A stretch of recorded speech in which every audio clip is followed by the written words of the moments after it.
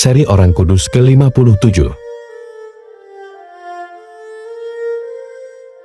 Santo Bonifacius IV, Paus.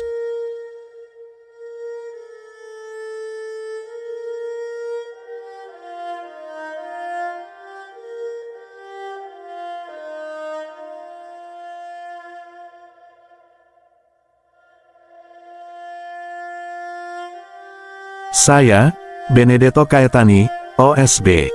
Saya adalah Paus ke-67 yang menjabat sebagai Kepala Gereja Barat dan Uskup Roma. Saya memerintah dari tanggal 25 September tahun 608 hingga saya wafat pada tanggal 8 Mei tahun 615. Orang mengenal saya sebagai Santo Paus Bonifacius keempat. Saya berasal dari Ordo Sancti Benedicti atau Ordo Benediktin, yang disingkat OSB. Saya adalah Paus pertama yang mengubah kuil Pantheon Romawi yang kafir menjadi gereja yang sekarang disebut Basilika Santa Maria ad Martires. Begini kisah saya lahir pada tahun 550 di Italia Selatan di Abruzzo, dari seorang ayah yang berprofesi sebagai dokter yang bernama John. Keluarga saya berasal dari suku Marsi.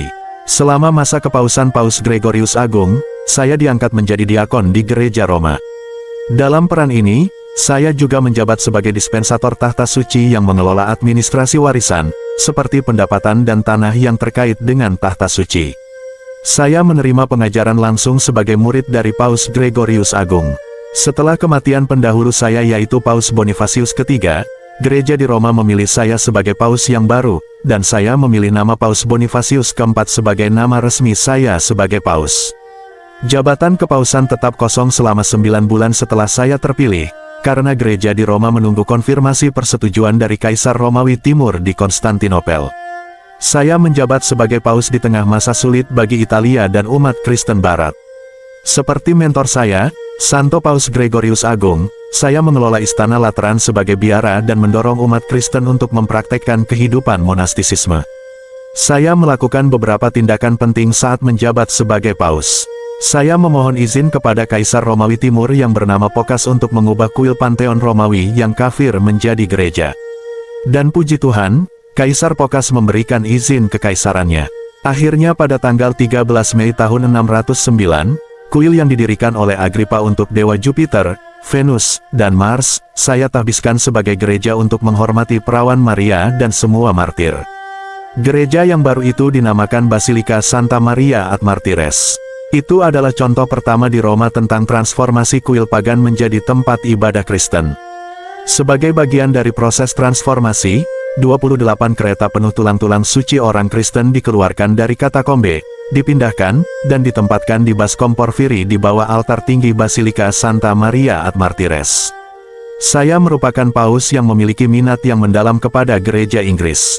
Pada tahun 610, saya mengadakan konsultasi dengan uskup pertama London yang bernama Santo Mellitus mengenai kebutuhan dan keadaan gereja di Inggris yang baru saja didirikan.